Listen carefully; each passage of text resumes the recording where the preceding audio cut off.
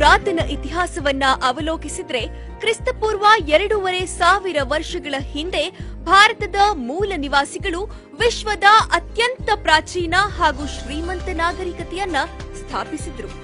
ಸಿಂಧೂ ನದಿ ನಾಗರಿಕತೆ, ಹರಪ್ಪ ಮತ್ತು ಮೊಹೆಂಜೊದಾರೋ ಎಂಬ ಅತ್ಯಂತ ಅಭಿವೃದ್ಧಿ ಹೊಂದಿದ ನಗರಗಳನ್ನ ಸ್ಥಾಪಿಸಿ ಜಗತ್ತಿನ ನಾಗರಿಕತೆಯ ಬೆಳವಣಿಗೆಗೆ ನಾಂದಿ ಹಾಡಿದ್ರು.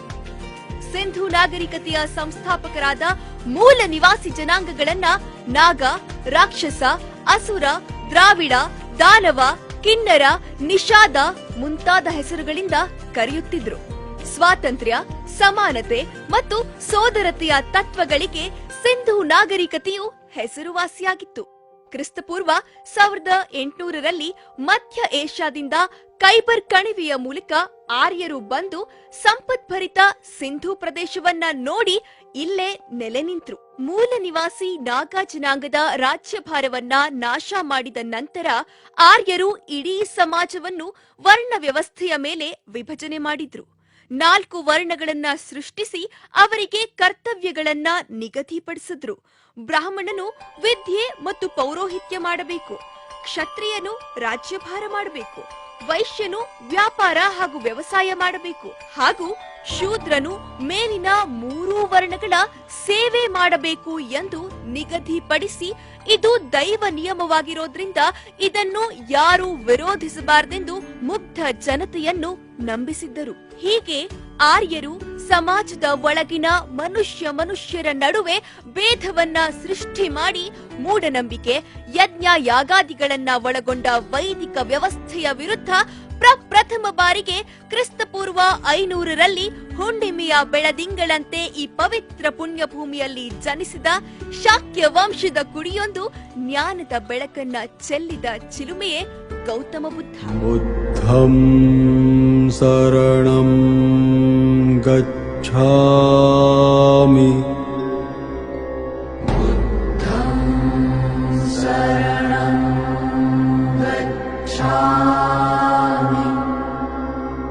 ಕಾರಣ ಮತ್ತು ಪರಿಣಾಮ ಹಾಗೂ ಪಂಚಶೀಲಗಳಾದ ಸುಳ್ಳು, ಕಳ್ಳತನ, ಮೋಸ, ವ್ಯಭಿಚಾರ, ವ್ಯಸನದಿಂದ ದೂರ ಎಂಬ ಸಹಜ ಸಿದ್ಧಾಂತದ ಮೇಲೆ ಧಮ್ಮವನ್ನ ಬೋಧಿಸಿದ್ರು. ಬುದ್ಧನ ತತ್ವಬೋಧನೆ ಸಮಾಜದ ಮೇಲೆ ಪರಿಣಾಮ ಬೀಳುತ್ತಿದ್ದಂತೆ ಇತ್ತ ಮೌರ್ಯ ಸಾಮ್ರಾಜ್ಯದ ಚಕ್ರವರ್ತಿ ಸಾಮ್ರಾಟ್ ಅಶೋಕ ಕ್ರಿಸ್ತಪೂರ್ವ 261ರಲ್ಲಿ ಕಳಿಂಗ ದೇಶದ ರಾಜನೊಂದಿಗೆ ಆದ ಯುದ್ಧದಿಂದ ಅಪಾರ ರಕ್ತಪಾತವಾಗಿ ಅಶೋಕನ ಮನಃ ಪರಿವರ್ತನೆಗೆ ಕಾರಣವಾಯಿತು. ಸಾಮ್ರಾಟ್ ಅಶೋಕನು ಖಡ್ಗ ತ್ಯಜಿಸಿ ಬೌದ್ಧ ಧಮ್ಮವನ್ನ ಸ್ವೀಕರಿಸಿ 40 ವರ್ಷಗಳಿಗೂ ಹೆಚ್ಚು ಕಾಲ ಶಾಂತಿ, ಸೌಹಾರ್ದತೆ ಮತ್ತು ಸಮೃದ್ಧಿಯಿಂದ ತನ್ನ ಸಾಮ್ರಾಜ್ಯವನ್ನ ಆಳಿದನು. ಕ್ರಿಸ್ತಪೂರ್ವ 185ರಲ್ಲಿ ಮೌರ್ಯ ಸಾಮ್ರಾಜ್ಯದ ಕೊನೆಯ ದೊರೆ ಬೃಹದತ್ತ ಮೌರ್ಯನನ್ನ ಅವನ ಸೇನಾಧಿಪತಿ ಪುಷ್ಯಮಿತ್ರ ಶುಂಗ ಎಂಬ ಬ್ರಾಹ್ಮಣನು ಮೋಸದಿಂದ ಹತ್ಯೆ ಮಾಡ್ತಾನೆ. ಅದಾದ ನಂತರ ಅಶ್ವಮೇಧ ಯಾಗವನ್ನ ಜಾರಿಗೆ ತಂದು ಬೌದ್ಧ ರಾಜರುಗಳ ವಿರುದ್ಧ ಯುದ್ಧ ಮಾಡಿ ಮೌರ್ಯ ಸಾಮ್ರಾಜ್ಯವನ್ನ ನಾಶ ಮಾಡಿ ಶೃಂಗ ಸಾಮ್ರಾಜ್ಯ ಸ್ಥಾಪನೆ ಮಾಡ್ತಾನೆ. ಬೌದ್ಧ ಭಿಕ್ಕುಗಳ ತಲೆ ಕತ್ತರಿಸಿ ತಂದವರಿಗೆ 100 ಚಿನ್ನದ ನಾಣ್ಯಗಳನ್ನ ಬಹುಮಾನ ನೀಡುವ ಮುಖೇನ ಬೌದ್ಧ ಭಿಕ್ಕುಗಳ ಮಾರಣ ಹೋಮ ಮಾಡ್ತಾನೆ. ಹೀಗೆ ಬೌದ್ಧ ಸಾಮ್ರಾಜ್ಯದ ಸಾಮಾಜಿಕ, ರಾಜಕೀಯ, ಪ್ರಜಾಪ್ರಭುತ್ವವನ್ನ ಬುಡಮೇಲು ಮಾಡಿ ಮನುಸ್ಮೃತಿಯನ್ನ ಪುನರ್ರಚಿಸಿ ಮತ್ತೊಮ್ಮೆ ಬ್ರಾಹ್ಮಣ, ಕ್ಷತ್ರಿಯ, ವೈಶ್ಯ ಮತ್ತು ಶೂದ್ರ ಎಂದು ವಿಭಜಿಸಿ ಶ್ರೇಣೀಕೃತ ವ್ಯವಸ್ಥೆಯನ್ನ ಜಾರಿ ಮಾಡ್ತಾನೆ. ಕ್ರಾಂತಿಕಾರಿ ಬಸವಣ್ಣನವರು ಇವನಾರವನೆಂದೆನಿಸದಿರಯ್ಯ, ಇವನಮ್ಮವನೆಂದೆನಿಸಯ್ಯ, ಕೂಡಲ ಸಂಗಮದೇವ ನಿಮ್ಮ ಮಹಾಮನೆಯ ಮಗನೆಂದೆನಿಸಯ್ಯ ಎಂದು 12ನೇ ಶತಮಾನದಲ್ಲಿ ವಚನ ಸಾಹಿತ್ಯದಲ್ಲಿ ಸಾಮಾಜಿಕ ಕ್ರಾಂತಿ ಹಬ್ಬಿಸಿ ಜಾತಿ ಸಂಕರವಾದ ಬಳಿಕ ಕುಲವ ನರಸುವರೇ ಎಂದು ಪ್ರಶ್ನಿಸಿ ಕಾಯಕ ಜೀವಿಗಳ ಕೇಂದ್ರಿತ ಶರಣ ಸಂಕುಲವನ್ನ ಸೃಷ್ಟಿಸುತ್ತಾರೆ. ವಿವಿಧ ಕಾಯಕಗಳ ಶೂದ್ರರಿಗೆ, ಮಹಿಳೆಯರಿಗೆ ಮತ್ತು ಪಂಚಮರಿಗೆ ಮೊದಲ ಬಾರಿಗೆ ಶಿಕ್ಷಣ ನೀಡುವ ವ್ಯವಸ್ಥೆ ಮಾಡಿ ಕಾಯಕವೇ ಕೈಲಾಸ ಎಂದು ಜಗತ್ತಿನೆಡೆಗೆ ಸಂದೇಶ ಕೊಡ್ತಾರೆ. ಆಧುನಿಕ ಭಾರತದಲ್ಲಿ ಜರ್ಜರಿತ ಸಮಾಜದ ವಿರುದ್ಧ ಧ್ವನಿ ಎತ್ತಿದ ಮೊದಲನೇ ಮಹಾಪುರುಷ ಮಹಾತ್ಮ ಜ್ಯೋತಿಬಾ ಫುಲೆ. ಇವರು ಅಸ್ಪೃಶ್ಯರಿಗಾಗಿ 1848ರಲ್ಲಿ ಮೊದಲ ಶಾಲೆ ಪ್ರಾರಂಭಿಸುತ್ತಾರೆ. ಶೂದ್ರಾತಿ ಶೂದ್ರ ಹೆಣ್ಣು ಮಕ್ಕಳ ಶಾಲೆಯನ್ನ ತೆರೀತಾರೆ. 1851ರಲ್ಲಿ ಮತ್ತೊಂದು ಶಾಲೆಯನ್ನ ತೆರೆದು ತಮ್ಮ ಪತ್ನಿ, ನಮ್ಮೆಲ್ಲರ ಅಕ್ಷರದ ಅವ್ವ ಸಾವಿತ್ರಿಬಾಯಿ ಫುಲೆ ಅವರನ್ನ ಮುಖ್ಯ ಉಪಾಧ್ಯಾಯರನ್ನಾಗಿ ನೇಮಿಸುತ್ತಾರೆ. ಶೂದ್ರಾತಿ ಶೂದ್ರರಲ್ಲಿ ಶಿಕ್ಷಣವನ್ನ ಹರಡುವುದರ ಜೊತೆಗೆ ಸತ್ಯಶೋಧಕ ಸಮಾಜ ಸಂಸ್ಥೆಯನ್ನ 1873ರಲ್ಲಿ ಸ್ಥಾಪನೆ ಕೂಡ ಮಾಡ್ತಾರೆ. ಭಾರತದಲ್ಲಿ ಪ್ರಪ್ರಥಮವಾಗಿ ಮೀಸಲಾತಿ ನೀತಿಯನ್ನ ಪರಿಚಯಿಸಿದ ಕೀರ್ತಿ ಕೊಲ್ಲಾಪುರ ಸಂಸ್ಥಾನದ ದೊರೆ ಛತ್ರಪತಿ ಶಾಹು ಮಹಾರಾಜರಿಗೆ ಸಲ್ಲಬೇಕಾಗುತ್ತದೆ. 1902ರಲ್ಲಿ ಹಿಂದುಳಿದ ಜನಾಂಗಗಳಿಗೆ 50% ಮೀಸಲಾತಿಯನ್ನ ಘೋಷಿಸುತ್ತಾರೆ. 1911ರಲ್ಲಿ ಸಾಮಾಜಿಕ ಕ್ರಾಂತಿಕಾರಿಕ ಕಾರ್ಯಕ್ರಮಗಳನ್ನ ಹಮ್ಮಿಕೊಳ್ಳುವುದರ ಮೂಲಕ ವಿಧವಾ ವಿವಾಹ ಕಾಯ್ದೆ ಜಾರಿಗೊಳಿಸುತ್ತಾರೆ. ವಿಧವಾ ಆಶ್ರಮ ತೆರೀತಾರೆ. ಶೋಷಿತ ಜನಾಂಗಗಳ ಶಿಕ್ಷಣ ಅಭ್ಯುದಯಕ್ಕಾಗಿ ವಿಶೇಷವಾಗಿ 22 ಬಾಲಕ ಬಾಲಕಿಯರ ವಿದ್ಯಾರ್ಥಿ ನಿಲಯಗಳನ್ನ ತೆರೆದ ಕೀರ್ತಿಯೂ ಕೂಡ ಶಾಹು ಮಹಾರಾಜರಿಗೆ ಸಲ್ಲಬೇಕಾಗುತ್ತೆ. 1914ರಲ್ಲಿ ಮೈಸೂರು ಸಂಸ್ಥಾನದ ಶ್ರೀ ನಾಲ್ವಡಿ ಕೃಷ್ಣರಾಜ ಒಡೆಯರ್ ರವರು ಸಮಾಜದಲ್ಲಿದ್ದ ಅಸ್ಪೃಶ್ಯರು, ಮಹಿಳೆಯರು ವಿದ್ಯಾವಂತರಾಗಲು ಸರ್ಕಾರಿ ನೌಕರಿ ಜೊತೆಗೆ ಅಸ್ಪೃಶ್ಯರು ಆತ್ಮಗೌರವದಿಂದ ಬದುಕುವಂತಹ ಪರಿಸರವನ್ನ ನಿರ್ಮಾಣ ಮಾಡ್ತಾರೆ. ಅಸ್ಪೃಶ್ಯ ಕಳಂಕವನ್ನ ಸಂಪೂರ್ಣವಾಗಿ ತೊಡೆದು ಹಾಕ್ತಾರೆ. 1936ರಲ್ಲಿ ಪ್ರಥಮ ಬಾರಿಗೆ ಅರಮನೆ ಪ್ರವೇಶ ಮಾಡೋದಕ್ಕೆ ಅಸ್ಪೃಶ್ಯರಿಗೆ ಅವಕಾಶ ನೀಡಲಾಗುತ್ತೆ ಹಾಗೂ 75% ಮೀಸಲಾತಿಯನ್ನ ಜಾರಿಗೊಳಿಸುತ್ತಾರೆ. ಹೀಗೆ ಶಿಕ್ಷಣ, ಸಾಹಿತ್ಯ, ಕಲೆ, ಸಂಸ್ಕೃತಿ, ಆರೋಗ್ಯ, ಆಡಳಿತ, ಮೂಲಸೌಕರ್ಯ, ರೈತರ ಕ್ಷೇಮಾಭಿವೃದ್ಧಿ ಹೀಗೆ ಹಲವು ಸಾಮಾಜಿಕ ಕಾರ್ಯಗಳನ್ನ ಜಾರಿಗೊಳಿಸುತ್ತಾರೆ ನಾಲ್ವಡಿ ಕೃಷ್ಣರಾಜ ಒಡೆಯರು. ಕೇರಳದ ಶ್ರೇಣೀಕೃತ ಸಮಾಜದಲ್ಲಿ ಜಾತಿ ಸಂಘರ್ಷ, ಕೋಮು ಸಂಘರ್ಷ, ಜಾತಿ ಭೇದದ ವಿರುದ್ಧ ನಿರಂತರ ಹೋರಾಡಿದವರು ಶ್ರೀ ನಾರಾಯಣ ಗುರುಗಳು. ಒಂದೇ ಜಾತಿ, ಒಂದೇ ಮತ, ಒಬ್ಬನೇ ದೇವರು ಮನುಷ್ಯನಿಗೆ ಹಾಗೂ ಮನುಷ್ಯರೆಲ್ಲರೂ ಒಂದೇ ಸಮುದಾಯ, ಮತ ಯಾವುದೇ ಇರಲಿ ಮನುಷ್ಯ ಒಳ್ಳೆಯವನಾಗಿದ್ದರೆ ಸಾಕು ಹೀಗೆಂದು ಘೋಷಣೆ ಸಾರಿದವರು ನಾರಾಯಣ ಗುರುಗಳು. ತಮಿಳುನಾಡಿನಲ್ಲಿ ತಂದೆ ಪೆರಿಯಾರ್ ಮೂರ್ತಿ ಭಂಜನೆ, ಗುಡಿಗುಂಡಾರ ಚಳುವಳಿ, ಅಸ್ಪೃಶ್ಯತೆ ವಿರುದ್ಧ ಹೋರಾಟ, ದ್ರಾವಿಡ ಚಳುವಳಿಗಳನ್ನ ಪ್ರಾರಂಭಿಸುತ್ತಾರೆ. ನಾವು ಮನುಷ್ಯರಾಗಿಯೇ ಬದುಕಬೇಕು, ಅದಕ್ಕೆ ದೇವರು, ಧರ್ಮ, ಆಚಾರ, ಶಾಸ್ತ್ರ, ಸಂಪ್ರದಾಯಗಳ ನಿರ್ಮೂಲನೆಯಾಗಬೇಕು. ಮನುಷ್ಯನ ಶಕ್ತಿಗಿಂತ ಹೆಚ್ಚಾದ ಶಕ್ತಿ ಯಾವುದೂ ಇಲ್ಲ. ಮೂಢನಂಬಿಕೆಗಳನ್ನ ಧಿಕ್ಕರಿಸಿ ವಿರೋಧಿಸಿ ಗೆಲುವು ಸಾಧಿಸಿದ್ರೆ ಮಾತ್ರ ನಾವು ಪಕ್ವಗೊಳ್ತೇವೆ ಎಂದು ಸಾರಿದ ದ್ರಾವಿಡ ಚಳುವಳಿಯ ಹೋರಾಟಗಾರ ತಂದೆ ಪೆರಿಯಾರ್.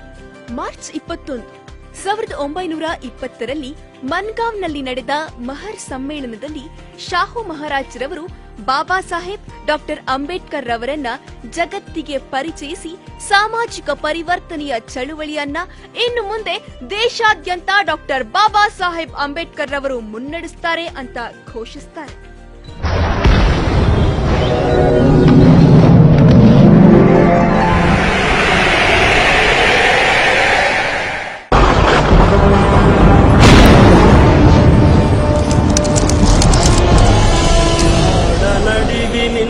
ಸಿಡಿದ ನೋವಿನ ಕೂಗೆ ಆಕಾಶದಾಗಲಕ್ಕೂ ನಿಂತ ಇತಿಹಾಸದ ದಿಕ್ಕನ್ನೇ ಬದಲಾಯಿಸಿದ ಜಗತ್ತಿನ ಏಕೈಕ ವ್ಯಕ್ತಿ ಡಾಕ್ಟರ್ ಬಾಬಾ ಸಾಹೇಬ್ ಅಂಬೇಡ್ಕರ್ ರವರು 14ನೇ ಏಪ್ರಿಲ್ 1891ರಲ್ಲಿ ಸುಬೇದಾರ್ ರಾಮ್ಜಿ ಸಕ್ಪಾಲ್ ಮತ್ತು ಭೀಮಾಬಾಯಿ ಮೂರ್ಬಾತ್ಕರ್ ದಂಪತಿಗಳಿಗೆ 14ನೇ ಮಗುವಾಗಿ ಜನಿಸುತ್ತಾರೆ. 7ನೇ ನವೆಂಬರ್ 1911ರಲ್ಲಿ ಸತಾರಾದ ಸರ್ಕಾರಿ ಮಾಧ್ಯಮಿಕ ಶಾಲೆಗೆ ಸೇರ್ಕೊಳ್ತಾರೆ. ಆ ಶಾಲೆಯಲ್ಲಿ ಬಾಬಾ ಸಾಹೇಬ್ರು ವಿದ್ಯಾರ್ಥಿಗಳ ಜೊತೆ ಕೂರೋ ಹಾಗಿರ್ಲಿಲ್ಲ, ಯಾರನ್ನು ಮುಟ್ಟೋ ಹಾಗಿರ್ಲಿಲ್ಲ. ತರಗತಿ ಕೊನೆಯಲ್ಲಿ ಒಬ್ಬರೇ ಗೋಣಿ ಚೀಲದ ಮೇಲೆ ಕುಳಿತು ಪಾಠ ಕೇಳಬೇಕಿತ್ತು. ಬಾಯಾರಿಕೆಯಾದಾಗ ಶಾಲೆಯ ಹುಡುಗರು ಹೊರಗೆ ಕರೆದು ನೀರನ್ನ ಮೇಲಿಂದ ಸುರಿತಿದ್ರು. ಸಹೃದಯ ಬ್ರಾಹ್ಮಣ ಶಿಕ್ಷಕರಾದ ಅಂಬೇಡ್ಕರ್ ಎಂಬುವವರು ಭೀಮನಿಗೆ ಅಂಬೇಡ್ಕರ್ ಎಂದು ನಾಮಕರಣ ಮಾಡಿದ್ರು. ಮುಂದೆ ಈ ಹೆಸರಿನಿಂದಲೇ ಜಗತ್ ಪ್ರಸಿದ್ಧ ವ್ಯಕ್ತಿ ಕೂಡ ಆದ್ರು ಡಾಕ್ಟರ್ ಬಾಬಾ ಸಾಹೇಬ್ ಅಂಬೇಡ್ಕರ್. ಡಾಕ್ಟರ್ ಬಾಬಾ ಸಾಹೇಬ್ ಅಂಬೇಡ್ಕರ್ ಅವರು ಜಗತ್ ಪ್ರಸಿದ್ಧ ವಿದೇಶಿ ಶಿಕ್ಷಣ ಸಂಸ್ಥೆಗಳಿಂದ MA, PhD, MSc, DSc, bar at law, political economics ಪದವಿಗಳನ್ನ ಪಡೆದುಕೊಂಡು ಅಸಮಾನತೆಗಳ ತವರೂರಾದ ಭಾರತಕ್ಕೆ ಹಿಂದಿರುಗಿದ್ರು. ನಂತರ ಈ ಸಮಾಜದ ಶೋಷಣೆ, ದಬ್ಬಾಳಿಕೆ, ದೌರ್ಜನ್ಯ, ಅಸಮಾನತೆ, ಜಾತೀಯತೆ, ಮೇಲು ಕೀಳು, ಶ್ರೇಣೀಕೃತ ವ್ಯವಸ್ಥೆಯ ವಿರುದ್ಧ ಹೋರಾಟ ನಡೆಸಿದ್ರು.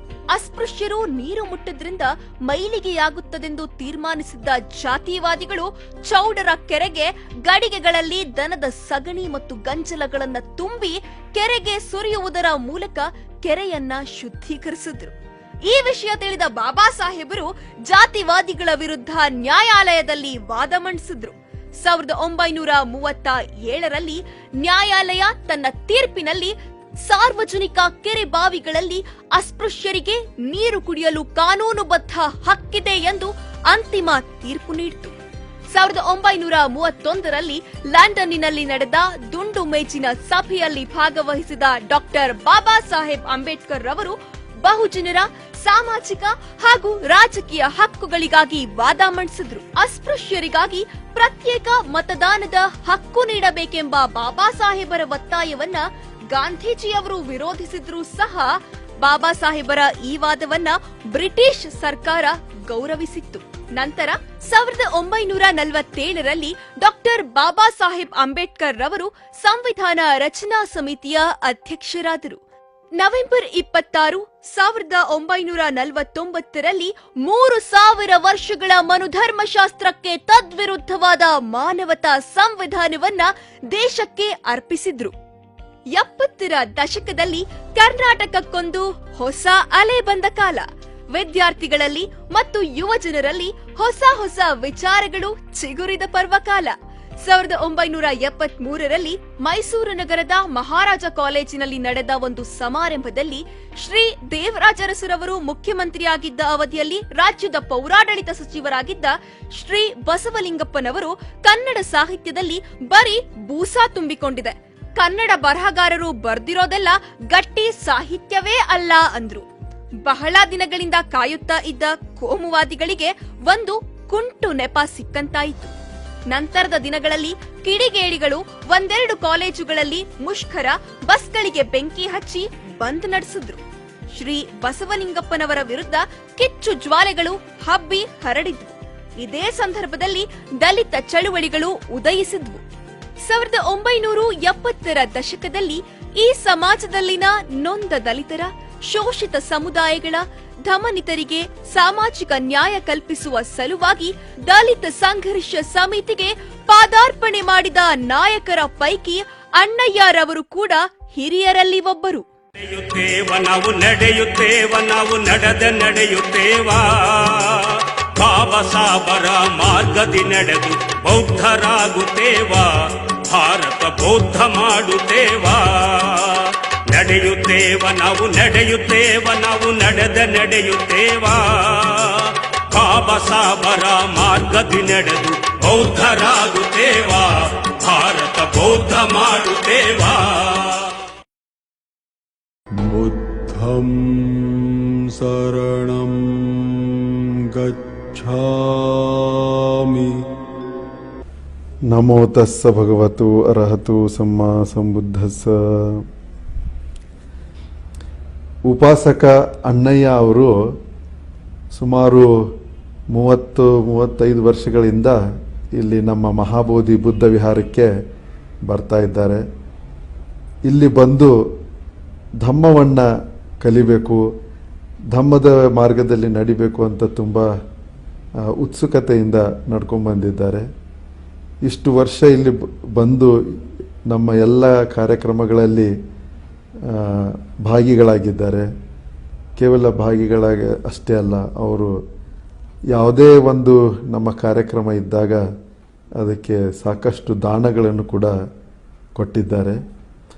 ಕೆಳವರ್ಗ ಅಂತಕ್ಕಂಥ ಜನಗಳಿಗೆ, ದಲಿತರಿಗೆ, ಬಡವರಿಗೆ ಈ ಧರ್ಮವನ್ನು, ಭಗವಾನ್ ಬುದ್ಧರ ಸಂದೇಶವನ್ನು ಕೊಡಬೇಕು ಅಂತ ಹೇಳಿ ತುಂಬ ಶ್ರಮ ಪಡ್ತಾಯಿದ್ರು. ಇಲ್ಲಿ ನಮ್ಮ ಮಹಾಬೋಧಿಯಲ್ಲಿ ಎಷ್ಟು ಒಂದು ಸಮರ್ಪಣೆಯಿಂದ ಕೆಲಸ ಮಾಡ್ತಿದ್ರು ಅಂತಂದರೆ, ಅವರು ಪಬ್ಬಜ್ಜ ಕೂಡ ತೆಗೆದುಕೊಂಡಿದ್ರು, ಧಮ್ಮವನ್ನು ಕಲಿತರು. ಇಲ್ಲಿ ನಾವು ನಮ್ಮ ದೊಡ್ಡ ಬಂತೇಜಿಯವರು, ಪರಮ ಪೂಜ್ಯ ಬುದ್ಧರಹಿತ ಬಂತೇಜಿಯವರು ನಡೆಸುವ ಕ್ಲಾಸ್ಗಳನ್ನು ಅಟೆಂಡ್ ಮಾಡ್ತಾಯಿದ್ರು. ಆಮೇಲೆ ನಮ್ಮ ಕ್ಲಾಸ್ಗಳಲ್ಲಿಯೂ ಬರ್ತಾಯಿದ್ರು. ಈ ರೀತಿ ಬಂದು ತಮ್ಮ ಕುಟುಂಬದವರಿಗೂ ಈ ಧಮ್ಮದ ಕೊಡುಗೆ ಕೊಟ್ಟರು. ಆಮೇಲೆ ಅನೇಕ ಜನ ಅವರಿಂದ ಸ್ಫೂರ್ತಿ ಪಡೆದು ಈ ಭಗವಾನ್ ಬುದ್ಧರ ಧಮ್ಮವನ್ನು ಪಡೆದುಕೊಂಡು ಅನೇಕರ ಜೀವನದಲ್ಲಿ ಬದಲಾವಣೆಗಳಾಗಿದೆ, ಇನ್ನೂ ಆಗ್ತಾ ಇದ್ದಾವೆ. ಅವರು ಇನ್ನೂ ಚೆನ್ನಾಗಿರಲಿ, ಅವರ ಆರೋಗ್ಯ ಚೆನ್ನಾಗಿರಲಿ ಮತ್ತು ಅವರ ಒಂದು ಸ್ಫೂರ್ತಿದಾಯಕ ಜೀವನ ಬೇರೆ ಯುವ ಜನತೆಯಲ್ಲಿ ಅದು ಮುಂದುವರೆದುಕೊಂಡು ಹೋಗಲಿ ಮತ್ತು ಭಗವಾನ್ ಬುದ್ಧರ ಧಮ್ಮದ ಸಂಘದ ಆಶೀರ್ವಾದ ಅವ್ರ ಮೇಲಿರಲಿ, ಒಳ್ಳೆ ಕೆಲಸಗಳು ಮುಂದೆ ವರಿತಾ ಇರಲಿ ಅಷ್ಟು ಹೇಳ್ತಾ ಎಲ್ಲರಿಗೂ ಈ ಜಗತ್ತಿನ ಎಲ್ಲ ಜೀವಿಗಳು ಸುಖವಾಗಿರಲಿ ಅಂತ ಹಾರೈಸ್ತೀನಿ. ಬೆಂಗಳೂರು ಗ್ರಾಮಾಂತರ ಜಿಲ್ಲೆಯ ಹೊಸಕೋಟೆ ತಾಲೂಕಿನ ಖಾಜೆ ಹೊಸಹಳ್ಳಿ ಗ್ರಾಮದ ಶ್ರೀಮತಿ ಲಕ್ಷ್ಮಮ್ಮ ಹಾಗೂ ಶ್ರೀ ಮುನಿಯಪ್ಪ ದಂಪತಿಯ ಹಿರಿಯ ಮಗನಾಗಿ ಏಪ್ರಿಲ್ 10ರಂದು ಬೆಂಗಳೂರಿನ ವಾಣಿ ವಿಲಾಸ್ ಆಸ್ಪತ್ರೆಯಲ್ಲಿ ಜನಿಸಿದ ಅಣ್ಣಯ್ಯರವರು ಖಾಜೆ ಹೊಸಹಳ್ಳಿಯ ಸರ್ಕಾರಿ ಶಾಲೆಯಲ್ಲಿ ಆರಂಭಿಕ ವಿದ್ಯಾರ್ಥಿ ಜೀವನವನ್ನ ಕಳೆದ್ರು. ವಿದ್ಯಾಭ್ಯಾಸದ ಜೊತೆಗೆ ದನಕರುಗಳನ್ನ ಕಾಯುವ ಕೆಲಸವನ್ನ ಕೂಡ ಮಾಡ್ತಿದ್ರು. ಸಾಮಾನ್ಯ ಬಡ ರೈತ ಕುಟುಂಬದಲ್ಲಿ ಜನಿಸಿದ ಇವರು ಬಡವರ ಹಾಗೂ ದಲಿತ ವರ್ಗದ ಕಷ್ಟ ಕಾರ್ಪಣ್ಯಗಳ ಸಂಕುಲಗಳನ್ನ ಸ್ವತಃ ಅನುಭವಿಸಿದವರು. 1975ರಲ್ಲಿ ಅಣ್ಣಯ್ಯರವರಿಗೆ ಬಾಳ ಸಂಗಾತಿಯಾಗಿ ಶ್ರೀಮತಿ ಸುಬ್ಬಮ್ಮರವರೊಂದಿಗೆ ವಿವಾಹವಾಯಿತು. ಶ್ರೀಮತಿ ಸುಬ್ಬಮ್ಮರವರು ಅಣ್ಣಯ್ಯನವರ ಪ್ರತಿ ಹೋರಾಟದಲ್ಲೂ ಹೆಜ್ಜೆಗೂ ಬೆಂಬಲ ನೀಡುತ್ತಿದ್ರು. ವಿವಾಹವಾದ ಸಂದರ್ಭದಲ್ಲಿ ಇಂಡಿಯನ್ ಟೆಲಿಫೋನ್ ಇಂಡಸ್ಟ್ರಿಯಲ್ನಲ್ಲಿ ಕಾರ್ಮಿಕರಾಗಿ ಸೇವೆ ಆರಂಭಿಸಿದ್ರು. ಆರಂಭದ ದಿನಗಳಲ್ಲಿ ಅಣ್ಣಯ್ಯನವರು ಅಲ್ಲಿಯೂ ಕೂಡ ಕಾರ್ಮಿಕರ ಪರವಾಗಿ ಹಾಗೂ ಪರಿಶಿಷ್ಟ ಜಾತಿ ಮತ್ತು ಪರಿಶಿಷ್ಟ ಪಂಗಡದ ಕಾರ್ಮಿಕರ ಪರವಾಗಿ ಅವರದ್ದೇ ಆದ ನಾಯಕತ್ವದಲ್ಲಿ ಹೋರಾಟಗಳನ್ನ ಹಮ್ಮಿಕೊಳ್ತಿದ್ರು. ಅದೇ ಸಂದರ್ಭದಲ್ಲಿ ನೌಕರರ ಪರವಾಗಿ ಧ್ವನಿ ಎತ್ತಿದ್ದರಿಂದ ಸೆರೆಮನೆಯಲ್ಲಿ ಕಷ್ಟಗಳನ್ನ ಕೂಡ ಎದುರಿಸಿದ್ರು. ಆಗ ಸುಬ್ಬಮ್ಮನವರು ಅದೆಷ್ಟೋ ದಿನಗಳು ತಮ್ಮ ಪುಟ್ಟ ಮಕ್ಕಳೊಂದಿಗೆ ಕಷ್ಟಗಳು ಎದುರಾದ್ರೂ ಅಣ್ಣಯ್ಯನವರನ್ನ ಯಾವುದಕ್ಕೂ ಅಂಜದೆ ಎದೆಗಾರಿಕೆಯಿಂದ ಚಳುವಳಿಯನ್ನ ಮುಂದುವರಿಸುವಂತೆ ಮಾಡಿದ್ರು. ಅಣ್ಣಯ್ಯರವರಿಗೆ 3 ಮಕ್ಕಳು. ಹಿರಿಯ ಪುತ್ರ ಮಂಜುನಾಥ್ ಹಾಗೂ 2 ಹೆಣ್ಣು ಮಕ್ಕಳು ಭವಾನಿ ಹಾಗೂ ಲೀಲಾವತಿ. ಇವರೆಲ್ಲರಿಗೂ ಬೆಂಗಳೂರಿನ ವಿಲ್ಸನ್ ಗಾರ್ಡನ್ನ ಇಂಗ್ಲಿಷ್ ಮೀಡಿಯಂ ಶಾಲೆಯಲ್ಲಿ ವಿದ್ಯಾಭ್ಯಾಸವನ್ನ ಕೊಡಿಸಿದ ಅಣ್ಣಯ್ಯರವರು ಅತ್ಯಂತ ಜವಾಬ್ದಾರಿಯಿಂದ ಸಾಂಸಾರಿಕ ಜೀವನವನ್ನ ಕೂಡ ನಡೆಸುತ್ತಿದ್ರು.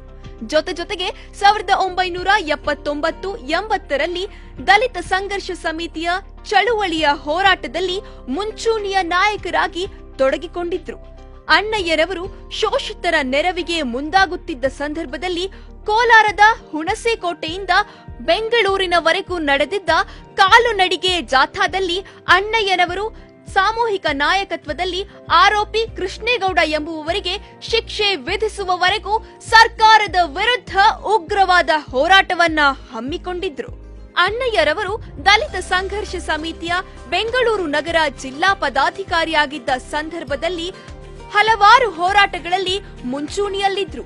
ಆ ಹೋರಾಟಗಳ ಪೈಕಿ 1977ರಲ್ಲಿ ಭದ್ರಾವತಿಯ ಸಿದ್ಲಿಪುರ ಹೋರಾಟ, 1980ರಲ್ಲಿ ಚಂಡೇಗೋಡು ಹೋರಾಟ, 1980ರಲ್ಲಿ ಶೇಷಗಿರಿಯಪ್ಪನ ಕಗ್ಗೊಲೆ ಹಾಗೂ ಅನಸೂಯಮ್ಮಳ ಮೇಲಿನ ಅತ್ಯಾಚಾರದ ವಿರುದ್ಧ ಸಾಮೂಹಿಕ ನಾಯಕತ್ವದಲ್ಲಿ ಹೋರಾಟ, 1981ರ ಬಿದಿರೆ ಕಾವಲು ಹೋರಾಟ, 1982ರಲ್ಲಿ ಮರಸನಪಳ್ಳಿ ಭೂ ಹೋರಾಟ, 1982 ಡಿಸೆಂಬರ್ನಲ್ಲಿ ದಲಿತ ವಿದ್ಯಾರ್ಥಿ ಒಕ್ಕೂಟ ಸಮಾವೇಶವನ್ನ ಕೋಲಾರದಲ್ಲಿ ಆಯೋಜಿಸಲಾಗಿತ್ತು. ರಾಜ್ಯದ ನಾನಾ ಜಿಲ್ಲೆಗಳಿಂದ 30,000ಕ್ಕೂ ಅಧಿಕ ಸಂಖ್ಯೆಯಲ್ಲಿ ವಿದ್ಯಾರ್ಥಿನಿಯರು ಪಾಲ್ಗೊಂಡಿದ್ದರು. ಈ ಸಮಾವೇಶಕ್ಕೆ ಪ್ರಪ್ರಥಮ ಬಾರಿಗೆ ಸವಿತಾ ಅಂಬೇಡ್ಕರ್ ರವರು ಕರ್ನಾಟಕಕ್ಕೆ ಆಗಮಿಸಿದ್ರು. ಜೊತೆಗೆ ಆಂಧ್ರ ಪ್ರದೇಶದಿಂದ ಕತ್ತಿ ಪದ್ಮರಾವ್ ಸಹ ಸಮಾವೇಶದಲ್ಲಿ ಭಾಗವಹಿಸಿದ್ದರು. 1983ರಲ್ಲಿ ದೇವಲಾಪುರ ದೊಡ್ಡ ಚರವತ್ತಿ ಭೂ ಹೋರಾಟಗಳು, ಪಿಟಿಸಿಎಲ್ ಕಾಯ್ದೆ ಜಾರಿಗಾಗಿ ಹೋರಾಟ ಹಾಗೂ ಬಗರ್ ಹುಕುಂ ಸಾಗುವಳಿಯ ಹೋರಾಟ, 1985ರಲ್ಲಿ ನಾಗಸಂದ್ರ ಭೂ ಹೋರಾಟ, 1986ರಲ್ಲಿ ಬೆಂಗಳೂರಿನ ಲಾಲ್ಬಾಗ್ನಲ್ಲಿ ರಾಜ್ಯ ಮಟ್ಟದ ವಿದ್ಯಾರ್ಥಿ ಒಕ್ಕೂಟದ 2ನೇ ಸಮ್ಮೇಳನದ ಆಯೋಜನೆ, 1986ರಲ್ಲಿ ಚಂದ್ರಗುತ್ತಿ ಬೆತ್ತಲೆ ಸೇವೆ ಕೂಡಲೇ ನಿಷೇಧ ಮಾಡಬೇಕೆಂದು ದಲಿತ ಮಹಿಳಾ ಒಕ್ಕೂಟದ 5,000 ಜನ ಮಹಿಳೆಯರನ್ನ ಸೇರಿಸಿ ಸರ್ಕಾರವನ್ನ ಒತ್ತಾಯಿಸಿದ್ದು, 1987ರಲ್ಲಿ ವಿಷದ ಹೆಂಡ ಬೇಡ ವಸತಿ ಶಾಲೆ ಬೇಕು, ಹೋಬಳಿಗೊಂದು ವಸತಿ ಶಾಲೆ ಹೋರಾಟ, 1989ರಲ್ಲಿ ದಲಿತ, ಹಿಂದುಳಿದ ಮತ್ತು ಅಲ್ಪಸಂಖ್ಯಾತರ ಐಕ್ಯತೆ ಕುರಿತು ರಾಜ್ಯ ಮಟ್ಟದ ಸಮ್ಮೇಳನ, 1990ರ ಅವಧಿಯಲ್ಲಿ ದಲಿತರ ಭೂಮಿಯ ಹಕ್ಕುಗಳಿಗಾಗಿ ನಡೆದ ಹೋರಾಟದಲ್ಲಿ ಬೆಂಗಳೂರಿನ ತಹಶೀಲ್ದಾರ್ ಕಚೇರಿ ಮುಂದೆ ಧರಣಿ ನಡೆಸಲಾಗಿತ್ತು. ಧರಣಿಯ ನೇತೃತ್ವ ವಹಿಸಿದ್ದ ನಾಯಕರ ಪೈಕಿ ಅಣ್ಣಯ್ಯ ಕೂಡ ಪ್ರಮುಖರಾಗಿದ್ರು. ಮಹಾನ್ ಮಾನವತಾವಾದಿ, ಸಂವಿಧಾನ ಶಿಲ್ಪಿ, ದಲಿತ ಸೂರ್ಯ ಡಾಕ್ಟರ್ ಬಿಆರ್ ಅಂಬೇಡ್ಕರ್ ಅವರ 100ನೇ ಜನ್ಮ ಶತಾಬ್ದಿ ಅಂಗವಾಗಿ 1991ರಲ್ಲಿ ಬೆಂಗಳೂರಿನಲ್ಲಿ ನಡೆದ ಬೃಹತ್ ಜನಕಲಾ ಮೇಳದಲ್ಲಿ ರಾಜ್ಯದ ಮೂಲೆ ಮೂಲೆಗಳಿಂದ ಆಗಮಿಸಿದ್ದ 5 ಲಕ್ಷಕ್ಕೂ ಮೇಲ್ಪಟ್ಟು ಜನರೊಂದಿಗೆ ಐತಿಹಾಸಿಕ ಸಮಾರಂಭಕ್ಕೆ ಸಾಕ್ಷಿಯಾಯಿತು. ಹಲವಾರು ಜಾನಪದ ಕಲಾ ತಂಡಗಳು ಮೇಳದಲ್ಲಿ ಭಾಗವಹಿಸಿದ್ದು, ಕಬ್ಬನ್ ಪಾರ್ಕ್ನವರೆಗೂ ನಡೆದ ಕಲಾ ತಂಡಗಳು ಬೃಹತ್ ಮೆರವಣಿಗೆಯೊಂದಿಗೆ ಬಾಬಾ ಸಾಹೇಬರ ವಿಚಾರಧಾರೆಯನ್ನ ಸಮಾಜಕ್ಕೆ ಸಾರಲಾಯಿತು. 1993 ಇರಬೇಕು. ರಾಜ್ಯ ಮಟ್ಟದ ಒಂದು ದಲಿತ ಸಂಘರ್ಷ ಸಮಿತಿಯ 3 ದಿನಗಳ ಶಿಬಿರವನ್ನು ಗೂಳೂರು ಮಹಾಸಂಸ್ಥಾನ ಮಠದಲ್ಲಿ ಏರ್ಪಡಿಸಿದ್ವಿ. ಎಲ್ಲ ಚಿಂತಕರು, ಹೋರಾಟಗಾರರು, ಹಿರಿಯರು ಭಾಗವಹಿಸಿದಂಥ ಒಂದು ಸ್ಮರಣೀಯ ಸಂದರ್ಭ ಅದಾಗಿತ್ತು. ಆ ಶಿಬಿರಕ್ಕೆ ಅಣ್ಣಯ್ಯನವರು ಪಾಲ್ಗೊಂಡಿದ್ರು ಅನ್ನುವಂಥದ್ದು ನನಗೆ ನೆನಪು. 1998ರಲ್ಲಿ ಏನು ಪ್ರಾರಂಭ ಆಯಿತು ಈ ಬಡ್ತಿ ಮೀಸಲಾತಿ ಚಳುವಳಿಯ ಪೂರ್ವ ಸಿದ್ಧತಾ ಕಾರ್ಯಕ್ರಮಗಳು, ಅಲ್ಲಿ ಅವರು ನನಗೆ ಹತ್ತಿರವಾಗ್ತಾ ಹೋದರು.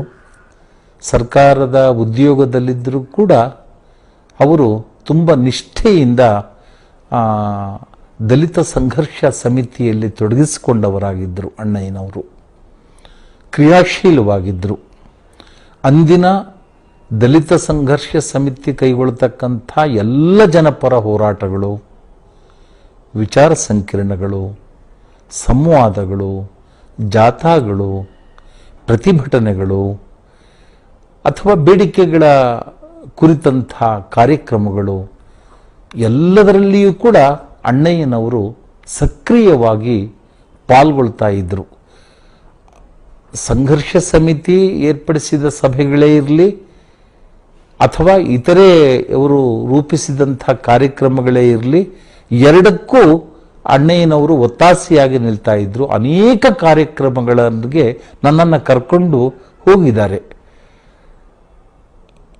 ಆ ದಿನಗಳು ಬಹಳ ಕ್ರಿಯಾಶೀಲವಾಗಿದ್ದಂಥ ದಿನಗಳು. ಆ ಬಡ್ತಿ ಮೀಸಲಾತಿ ಹೋರಾಟದ ನಂತರ ಮತ್ತೊಂದು ಮಹತ್ವದ ಒಂದು ಹೋರಾಟ ಶುರುವಾಯಿತು. 2004ರಲ್ಲಿ ಸಂವಿಧಾನದ ಒಂದು ಬದಲಾವಣೆ ಕುರಿತ ಹಾಗೆ, ಒಂದು ಪರಿಷ್ಕಾರ ಕುರಿತ ಹಾಗೆ ವಾಜಪೇಯಿಯವರ ಸರ್ಕಾರ ಆ ನಿರ್ಧಾರ ತಾಳಿದಾಗ ಇಡೀ ದೇಶಾದ್ಯಂತ ಒಂದು ಪ್ರತಿಭಟನೆ ಕಾಣಿಸಿಕೊಳ್ತು. ಕರ್ನಾಟಕದಲ್ಲಿ ಅದು ವಿಶೇಷವಾಗಿ ಒಂದು ಜಾಗೃತಿ ಮೂಡಿಸ್ತಕ್ಕಂಥ ಒಂದು ಪ್ರಯತ್ನವನ್ನು ಈ ದಲಿತ ಸಂಘರ್ಷ ಸಮಿತಿಗಳು ಮಾಡಿದಂಥದ್ದನ್ನು ನಾನು ಮರೆಯೋ ಹಾಗಿಲ್ಲ. ಆ ಅವಧಿಯಲ್ಲಿಯೂ ಕೂಡ ಅಣ್ಣಯ್ಯನವರು ಬಹಳ ಕ್ರಿಯಾಶೀಲವಾಗಿ ಅವರು ಕೆಲಸ ಮಾಡಿದರು ಅಂತಕ್ಕಂಥದ್ದನ್ನು ನಾನು ನೆನಪಿಸ್ಕೊಳ್ತೇನೆ. ಅವರ ಆರೋಗ್ಯದಲ್ಲಿ ಏರುಪೇರಾದಾಗಲೂ ಕೂಡ ಅವರು ತಮ್ಮ ಕಾಳಜಿಯನ್ನು ಬಿಟ್ಟುಕೊಟ್ಟವರಲ್ಲ. ಒಬ್ಬ ನೈಜ ಹೋರಾಟಗಾರರಾಗಿ ಅನೇಕ ಸಂದರ್ಭಗಳಲ್ಲಿ ತಾವೇ ನಾಯಕತ್ವವನ್ನು ವಹಿಸಿಕೊಂಡು ಸಮುದಾಯದ ಬೇಡಿಕೆಗಳನ್ನು ಈಡೇರಿಸ್ತಕ್ಕಂಥ ರೀತಿಯಲ್ಲಿ ಅವರು ಚಳುವಳಿಗಳನ್ನು ಹಮ್ಮಿಕೊಂಡು ಬಂದರು ಅಂತಕ್ಕಂಥದ್ದನ್ನು ನಾನು ನೆನಬೇಕಾಗ್ತದೆ. ದಲಿತ ಸಂಘರ್ಷ ಸಮಿತಿಯ ಆ ಹೋರಾಟದ ಹಾದಿಯಲ್ಲಿ ಅಣ್ಣಯ್ಯನವರ ಪಾತ್ರವೂ ಇದೆ. ಅವರು ಹೆಜ್ಜೆ ಗುರುತುಗಳನ್ನು ಮೂಡಿಸಿದ್ದಾರೆ. ಅವರ ಕಾಳಜಿಗೆ, ಬದ್ಧತೆಗೆ ನಾವು ಯಾವತ್ತೂ ಗೌರವ ಸಲ್ಲಿಸುವಂತಹ ವ್ಯಕ್ತಿತ್ವ ಅವರದಾಗಿದೆ. 1991 ಆಂಧ್ರ ಪ್ರದೇಶದ ಚುಂಡೂರಿನಲ್ಲಿ 21 ದಲಿತರ ಕಗ್ಗೊಲೆ ಖಂಡಿಸಿ ದಲಿತ ಸಂಘರ್ಷ ಸಮಿತಿಯ ವತಿಯಿಂದ ರಾಜ್ಯಾದ್ಯಂತ ಬಂದ್ ಮತ್ತು ಪ್ರತಿಭಟನೆಯನ್ನ ನಡೆಸಲಾಯಿತು. 1991ರಲ್ಲಿ ಆಶ್ರಯ ಯೋಜನೆಯ ನಿವೇಶನ ಹಂಚಿಕೆಗಾಗಿ ಹೋರಾಟ, 1991ರಲ್ಲಿ ಜಾಗತಿಕ ಶಾಂತಿ ಬಯಸುವ ಹೆಸರಿನಲ್ಲಿ ಯುದ್ಧ ಬೇಡ, ಬುದ್ಧ ಬೇಕು ಎಂಬ ಘೋಷಣೆಯೊಂದಿಗೆ ಹೋರಾಟ, 1991ರ ಗಾಂಧಿ ಜಯಂತಿಯಂದು ರಕ್ತದಾಹದ ಸಮಾಜಕ್ಕೆ 1 ಹನಿ ರಕ್ತ ಹಾಗೂ ಚಂಡೂರು ದಲಿತರಿಗೆ 1 ರೂಪಾಯಿ ಎಂಬ ಘೋಷಣೆಯಡಿ ದಲಿತ ಸಂಘರ್ಷ ಸಮಿತಿಯಿಂದ ಬೆಂಗಳೂರಿನ ಗಾಂಧಿ ಪ್ರತಿಮೆ ಎದುರು ಬಹಿರಂಗ ಸಭೆಯನ್ನ ನಡೆಸಲಾಯಿತು. ಆ ಸಂದರ್ಭದಲ್ಲಿ ಅಣ್ಣಯ್ಯರವರು ದಲಿತ ಸಂಘರ್ಷ ಸಮಿತಿಯ ಬೆಂಗಳೂರು ನಗರ ಜಿಲ್ಲಾ ಪದಾಧಿಕಾರಿಯಾಗಿ ಸಭೆಯ ಯಶಸ್ವಿಗೆ ಕಾರಣರಾಗಿದ್ದರು. 1992ರಲ್ಲಿ ಗ್ಯಾಟ್ ಒಪ್ಪಂದ ದುರುದ್ದೇಶಪೂರ್ವಕವಾಗಿದೆ ಎಂದು ರಾಜ್ಯಾದ್ಯಂತ ಪ್ರತಿಭಟನೆಯನ್ನ ಹಮ್ಮಿಕೊಳ್ಳಲಾಯಿತು. 1993ರಲ್ಲಿ ರಾಜ್ಯದ ಎಲ್ಲಾ ಜಿಲ್ಲಾ ಕೇಂದ್ರಗಳಲ್ಲಿ ದಲಿತ ಸಂಘರ್ಷ ಸಮಿತಿಯಿಂದ ನಡೆದ ಪ್ರಮುಖ ಹಕ್ಕೊತ್ತಾಯದ ಪ್ರತಿಭಟನೆಯ ಭಾಗವಾಗಿ ಪ್ರತಿಭಟನೆಯ ನೇತೃತ್ವ ವಹಿಸಿದ್ದ ನಾಯಕರಲ್ಲಿ ಅಣ್ಣಯ್ಯರವರು ಕೂಡ ಪ್ರಮುಖರಾಗಿದ್ದರು. ಪ್ರತಿಭಟನೆ ಸಂದರ್ಭದಲ್ಲಿ ನಡೆದ ಲಾಠಿ ಪ್ರಹಾರದ ಏಟಿನಿಂದಾಗಿ ಅಣ್ಣಯ್ಯರವರು ಗಂಭೀರ ಪರಿಸ್ಥಿತಿಯನ್ನ ಎದುರಿಸಬೇಕಾಗಿತ್ತು. ಅಣ್ಣಯ್ಯನವರು ನನ್ನ ಬಹುಕಾಲದ ಗೆಳೆಯರು. ದಲಿತ ಸಂಘರ್ಷ ಸಮಿತಿಯ ಪ್ರಾರಂಭದ ದಿನಗಳಿಂದ ಮತ್ತು ಆ ದಲಿತ ಸಂಘರ್ಷ ಸಮಿತಿಯ ಪ್ರಾರಂಭಕ್ಕೂ ಹಿಂದಿನ ದಿನಗಳಿಂದ ಅವರು ದಲಿತರಿಗೋಸ್ಕರ ಮುಖ್ಯವಾಗಿ ಬೆಂಗಳೂರು ನಗರದಲ್ಲಿ ಹೋರಾಟ ಮಾಡ್ತಾ ಬಂದವರು. ಕಾರ್ಮಿಕ ನಾಯಕರಾಗಿ ಅವರು ಕಾರ್ಮಿಕ ಹಕ್ಕುಗಳಿಗಾಗಿ ಹೋರಾಟ ಮಾಡಿದವರು.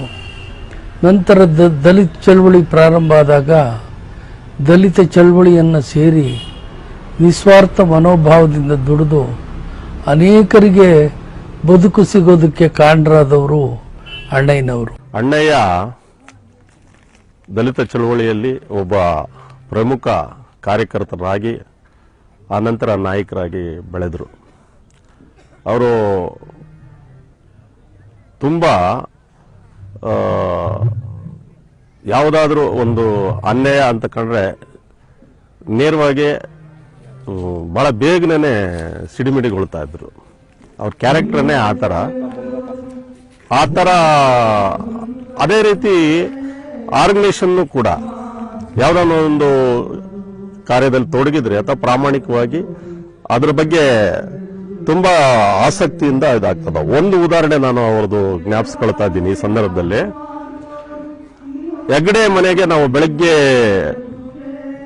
5 ಗಂಟೆಗೆ ಒಂದು ಮುತ್ತಿಗೆ ಕಾರ್ಯಕ್ರಮ ಇತ್ತು.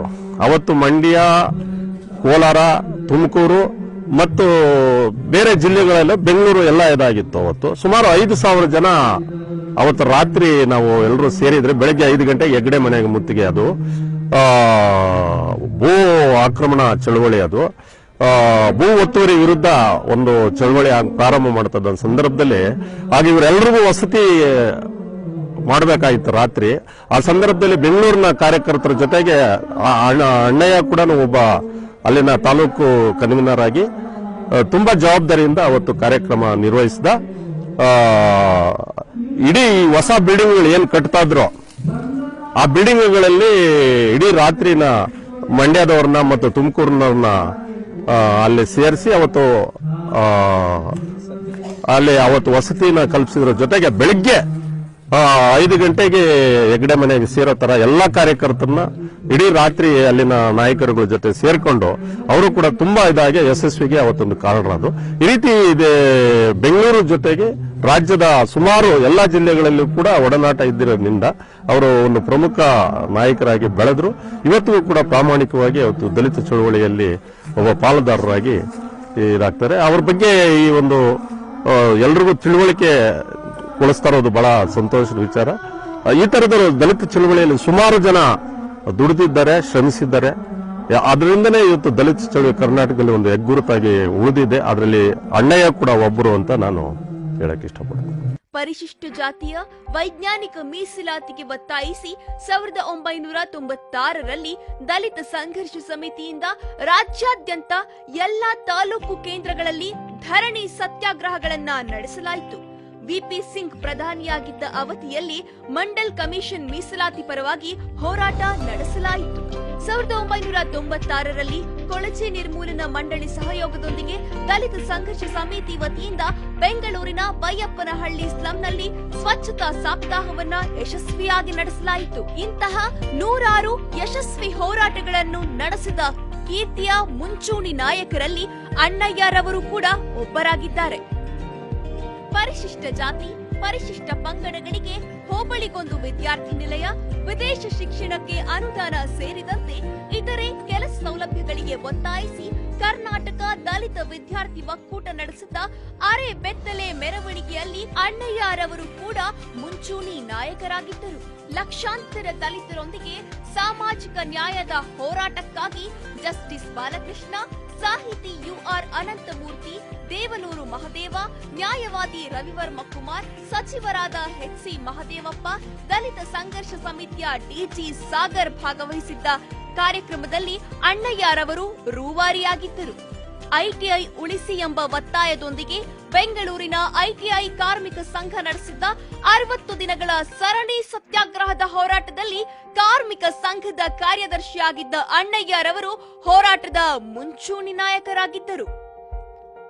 2008 ಹಾಗೂ 2009ನೇ ಸಾಲಿನಲ್ಲಿ ಅಖಿಲ ಭಾರತ ಕಾರ್ಮಿಕರ ಒಕ್ಕೂಟದ ನಿರ್ದೇಶಕ ಮಂಡಳಿಯಿಂದ ಹಮ್ಮಿಕೊಂಡಿದ್ದ ಸಮಾವೇಶದಲ್ಲಿ ಕಾರ್ಮಿಕ ಸಂಘದ ಸಹ ಕಾರ್ಯದರ್ಶಿಯಾಗಿ ಭಾಗವಹಿಸಿದ್ದ ಅಣ್ಣಯ್ಯರವರು ಐಟಿಐ ಉಳಿವಿಗಾಗಿ ಹೋರಾಟ ನಡೆಸಿದ್ರು. ಹೋರಾಟದ ಫಲವಾಗಿ ಸಂಕಷ್ಟದಲ್ಲಿದ್ದ ಐಟಿಐ ಕಾರ್ಖಾನೆಗೆ 4,000 ಕೋಟಿ ಪರಿಹಾರವನ್ನ ಕೇಂದ್ರ ಸರ್ಕಾರ ಘೋಷಿಸಿತ್ತು.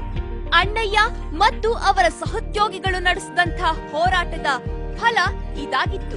1979ರಲ್ಲಿ ದಲಿತ ಸಂಘರ್ಷ ಸಮಿತಿಯ ಗ್ರಾಮ ಮಟ್ಟದ ಸಂಚಾಲಕರಾಗಿ ಪಾದಾರ್ಪಣೆ ಮಾಡಿದ ಅಣ್ಣಯ್ಯರವರು ಹೋಬಳಿ ಮಟ್ಟದಿಂದ ರಾಜ್ಯ ಸಂಚಾಲಕರಾಗಿ ಅತ್ಯಂತ ಶ್ರದ್ಧೆ, ನಿಷ್ಠೆಯಿಂದ ಕಾರ್ಯನಿರ್ವಹಿಸಿರುವುದು ಅತ್ಯಂತ ಶ್ಲಾಘನೀಯವಾಗಿದೆ. ಅಣ್ಣಯ್ಯ ಅಣ್ಣ ಅಂದರೆ ಅದು ಅನ್ನ ನೀಡುವ ಅಣ್ಣ ಅಂತೇಳ್ಬಿಟ್ಟು ನಾವೆಲ್ಲ ಆವಾಗ ಮಾತಾಡ್ಕೋತಾ ಇದ್ವಿ. ವಿಶೇಷವಾಗಿ ಕೋಲಾರದಲ್ಲಿ ಅಥವಾ ಕೋಲಾರ ಕಡೆಯ ದಲಿತ ಸಂಘರ್ಷ ಸಮಿತಿಯ ಕಾರ್ಯಕರ್ತರು ಸಿಕ್ಕಿದ್ರೆ ಅವ್ರಿಗೆ ಒಂದು ರೀತಿಯ ವಿಶೇಷವಾದಂಥ ಒಂದು ಪ್ರೀತಿ. ನಾನು ಅಣ್ಣಯ್ಯಣ್ಣನ ಭೇಟಿಯಾಗಿದ್ದು, ಮೊದಲ ಭೇಟಿಯಾಗಿದ್ದು ಅವರ ಫ್ಯಾಕ್ಟ್ರಿಯ ಅಂದರೆ ಐಟಿಐ ಕಾರ್ಖಾನೆಯ ಕಾರ್ಪೊರೇಟ್ ಆಫೀಸ್ ಮುಂದೆ ಐಟಿಐ ಕಾರ್ಖಾನೆಯ ಪರಿಶಿಷ್ಟ ಜಾತಿ, ಪರಿಶಿಷ್ಟ ನೌಕರರ ಒಂದು ಧರಣಿ ಇತ್ತು. ಧರಣಿ ಸಂದರ್ಭದಲ್ಲಿ ಹೋರಾಟದ ಗೀತೆಗಳನ್ನು ಹಾಡುವಾಗ ಆವಾಗ ನನಗೆ ಪರಿಚಯ ಆಯಿತು. ಹೆಚ್ಚು ಕಡಿಮೆ ಒಂದು 25 ವರ್ಷಗಳ ಹಿಂದೆ ಕೋಲಾರ ಜಿಲ್ಲೆಯಲ್ಲಿ ಅಥವಾ ಬೆಂಗಳೂರು ಗ್ರಾಮಾಂತರ ಈ ಹೊಸಕೋಟೆ ಸುತ್ತಮುತ್ತ ಆಸುಪಾಸಿನಲ್ಲಿ ಏನೇ ಹೋರಾಟಗಳಾಗಲಿ ಅಣ್ಣಯ್ಯಣ್ಣ ಅಲ್ಲಿ ಹಾಜರಿರ್ತಿದ್ರು. ಐಟಿಐ ಕಾರ್ಮಿಕ ವರ್ಗದ ಜೊತೆಯ ಅವರ ಒಡನಾಟ, ಆ ಒಡನಾಟವನ್ನು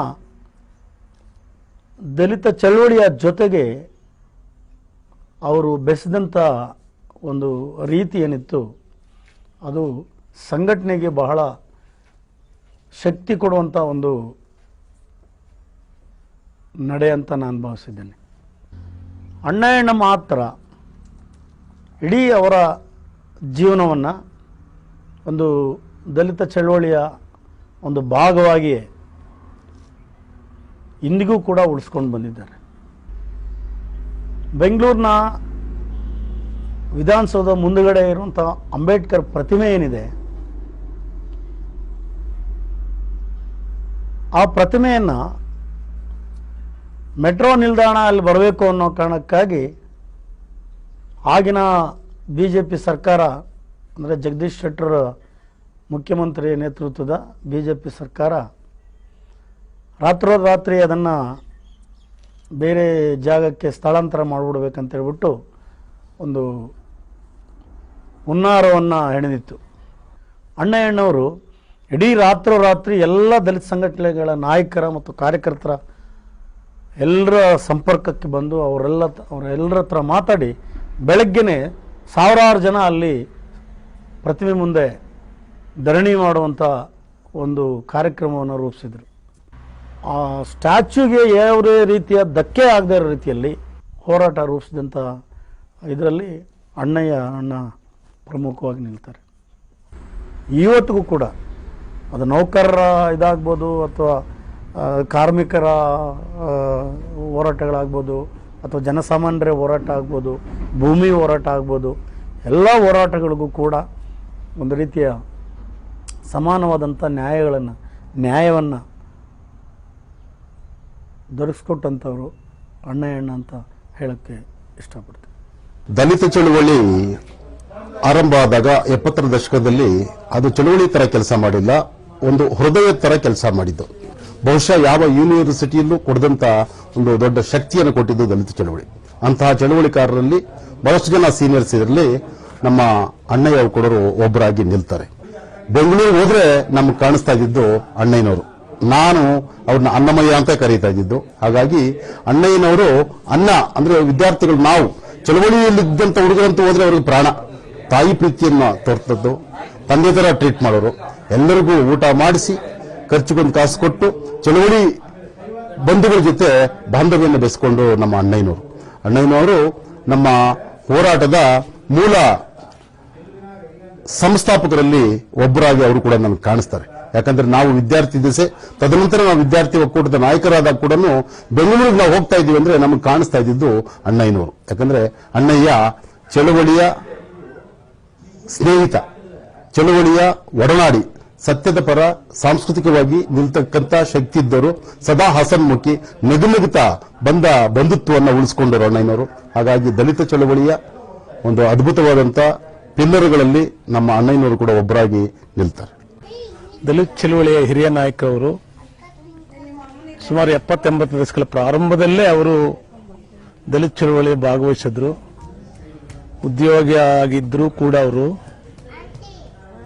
ದಲಿತ ಸಂಘರ್ಷ ಸಮಿತಿಯ ದಲಿತ ಚಳವಳಿ ಎಲ್ಲ ಹೋರಾಟಗಳಲ್ಲಿ ಭಾಗವಹಿಸತಕ್ಕಂಥ ವ್ಯಕ್ತಿ ಅವರು. ಮತ್ತು ಅತ್ಯಂತ ಸರಳವಾದ ವ್ಯಕ್ತಿತ್ವವನ್ನು ಹೊಂದಿರತಕ್ಕಂಥವರು. ದಲಿತ ಮೂವ್ಮೆಂಟ್ ಬಗ್ಗೆ ಬದ್ಧತೆ, ಪ್ರಾಮಾಣಿಕ ಇರತಕ್ಕಂಥ ಒಬ್ಬ ನಿಜವಾದ ಜನನಾಯಕ. ನಾವು ಮುಖ್ಯವಾಗಿ ಎಜುಕೇಷನ್ಗೆ ಸಂಬಂಧಪಟ್ಟಂಗೆ, ಭೂಮಿಗೆ ಸಂಬಂಧಪಟ್ಟಂಗೆ, ಅಟ್ರಾಸಿಟಿಗೆ ಸಂಬಂಧಪಟ್ಟಂತೆ ರಾಜ್ಯದಾಂತ ಹೋರಾಟಗಳು ಮಾಡಿದಾಗ ಅಣ್ಣಯ್ಯನವರು ಕೂಡ ಎಲ್ಲ ಹಂತಗಳಲ್ಲಿ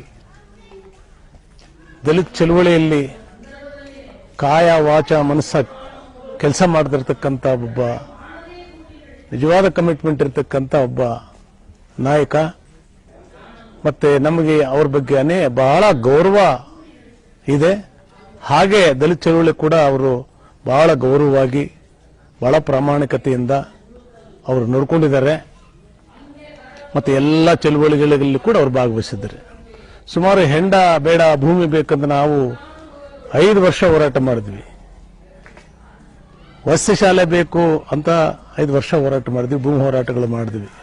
ಇಡೀ ರಾಜ್ಯದಾದ್ಯಂತ ಬಹಳ ದೊಡ್ಡ ಚಳವಳಿಯನ್ನ ಮಾಡಿದ್ವಿ. ಆ ಎಲ್ಲ ಸಂದರ್ಭಗಳಲ್ಲೂ ಕೂಡ ಗೆಳೆಯ ಅಣ್ಣಯ್ಯನವರು ಸಕ್ರಿಯವಾಗಿ ಭಾಗವಹಿಸಿದ್ದಾರೆ. ಮತ್ತು ದಲಿತ ಚಳವಳಿಯ ಬೆಳವಣಿಗೆಗೆ ಅವರು ತುಂಬಾ ಕಷ್ಟಪಟ್ಟು ನಿರಂತರವಾಗಿ ಅವರು ಕೆಲಸವನ್ನ ಮಾಡಿದ್ದಾರೆ. ಅವರು ರಿಟೈರ್ಡ್ ಆದ ಕೂಡ ಈಗಲೂ ಕೂಡ ಅವರು ದಲಿತ ಚಳವಳಿಯಲ್ಲಿ ಒಬ್ಬ ಪ್ರಾಮಾಣಿಕ ನಾಯಕನಾಗಿ, ಬದ್ಧತೆ ನಾಯಕನಾಗಿ ಇವತ್ತು ಕೂಡ ಕೆಲಸ ಮಾಡ್ತಾ ಇದ್ದಾರೆ. ಅವರು ಈಗ ಖಂಡಿತವಾಗ್ಲೂ ನಮಗೆಲ್ಲ ಕೂಡ ದಲಿತ ಚಳವಳಿಗೆ, ದಲಿತ ಸಮುದಾಯಕ್ಕೆ, ಹೋರಾಟಗಳಿಗೆ ಒಂದು ಮಾದರಿಯಾದಂಥ ನಾಯಕತ್ವವನ್ನು ಕೊಟ್ಟಿರ್ತಕ್ಕಂಥ ವ್ಯಕ್ತಿ.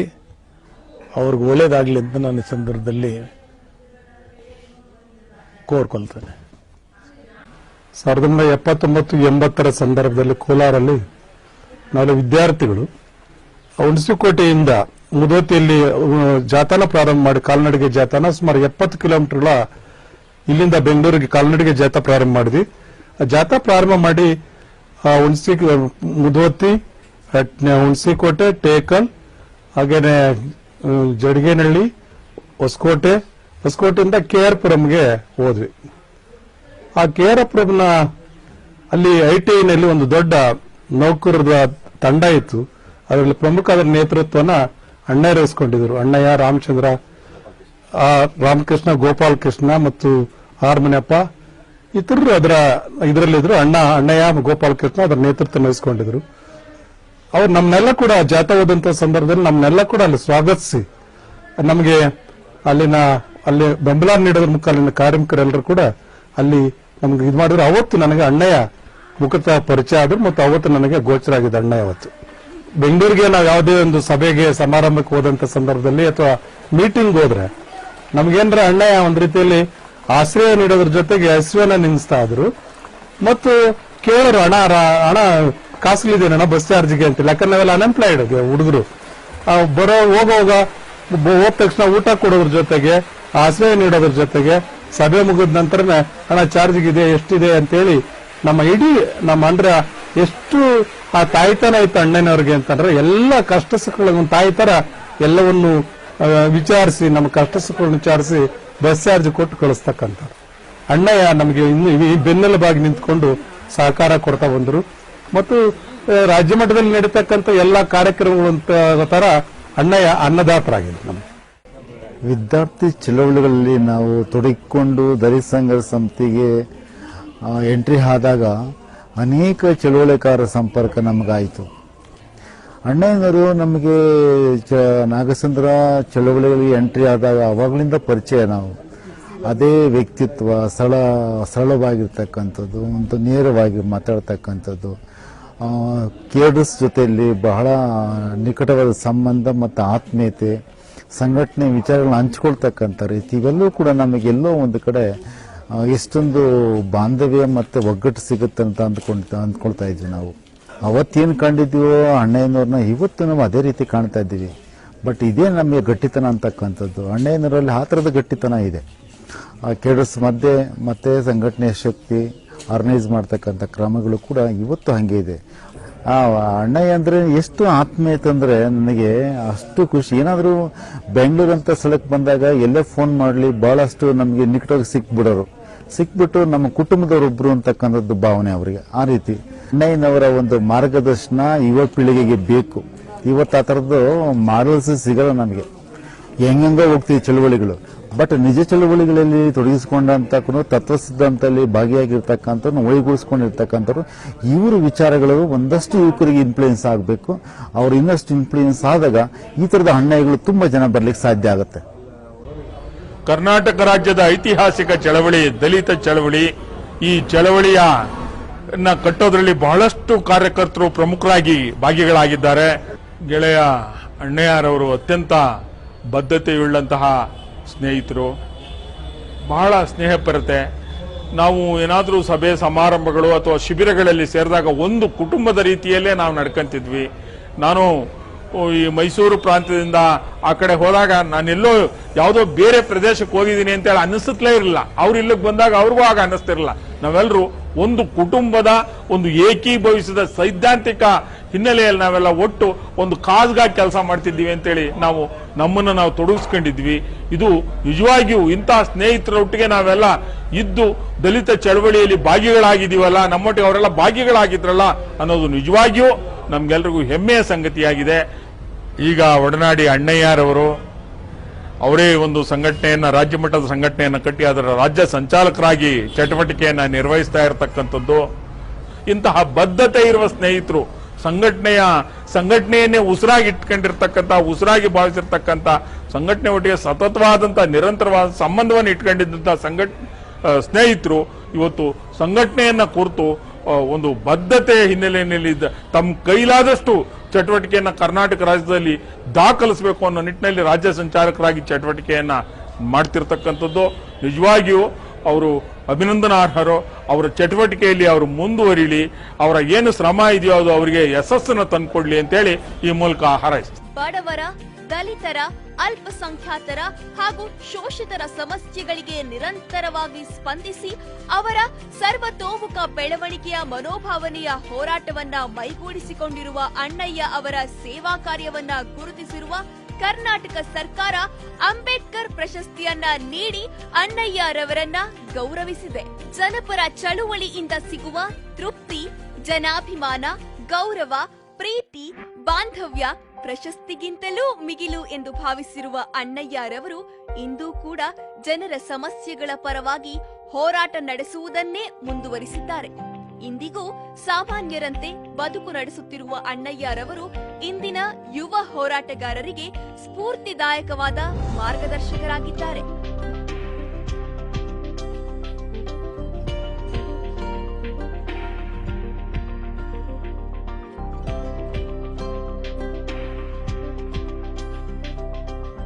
ದಲಿತ ಸಂಘರ್ಷ ಸಮಿತಿಯಿಂದ ನಡೆದಿರುವ ಹೋರಾಟದ ಮಾರ್ಗದಲ್ಲಿ ತನ್ನದೇ ಆದ ವಿಶಿಷ್ಟ ಶೈಲಿಯಲ್ಲಿ ಮೈಲಿಗಲ್ಲನ್ನ ಸೃಷ್ಟಿಸಿರುವ ಅಣ್ಣಯ್ಯರವರ ಹೋರಾಟ ಮನೋಭಾವ ಸಮಾಜಕ್ಕೆ ಮಾದರಿಯಾಗಬೇಕಿದೆ. ಬುದ್ಧ, ಬಸವ, ಅಂಬೇಡ್ಕರ್ ಇನ್ನೂ ಅನೇಕ ಮಹನೀಯರ ತತ್ವ ಸಿದ್ಧಾಂತಗಳನ್ನ, ಸ್ವಾಭಿಮಾನವನ್ನ ಅಣ್ಣಯ್ಯರವರು ಮೈಗೂಡಿಸಿಕೊಂಡು ದಲಿತ ಹಿರಿಯ ನಾಯಕರಾಗಿ ಸ್ವಾಭಿಮಾನದ ಬದುಕನ್ನು ಅನುಸರಿಸುತ್ತಿರುವುದು ನಿಜಕ್ಕೂ ಇಂದಿನ ಪೀಳಿಗೆ ಮಾದರಿ ನಾಯಕರನ್ನಾಗಲು ಪ್ರೇರೇಪಿಸುತ್ತಿದೆ. ಅಣ್ಣಯ್ಯರವರ ಹೋರಾಟದ ಹಾದಿಯಲ್ಲಿ ಮತ್ತಷ್ಟು ಮೈಲಿಗಲ್ಲು ಸೃಷ್ಟಿಯಾಗಲಿ.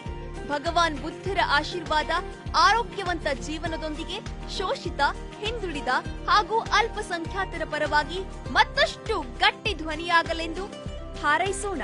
ದಲಿತ ಸಂಘರ್ಷ ಸಮಿತಿಯ ಹಿರಿಯ ನಾಯಕರು ಅಣ್ಣಯ್ಯರವರನ್ನ ಪ್ರೀತಿಯಿಂದ ಅನ್ನಮ್ಮಯ್ಯ ಎಂದು ಕರೆದಿದ್ದಾರೆ. ಇವರಿಗೆ ಇನ್ನೂ ಹೆಚ್ಚು ಆರೋಗ್ಯವಂತರಾಗಿ ಆಯುಷ್ಮಾನ್ ಆಗಿರಲೆಂದು ಭಗವಾನ್ ಬುದ್ಧನಲ್ಲಿ ಹಾಗೂ ಈ ರಾಜ್ಯದ ದಮನಿತ ಜನರ ಪರವಾಗಿ ತುಂಬು ಹೃದಯದಿಂದ ಆಶಿಸೋಣ.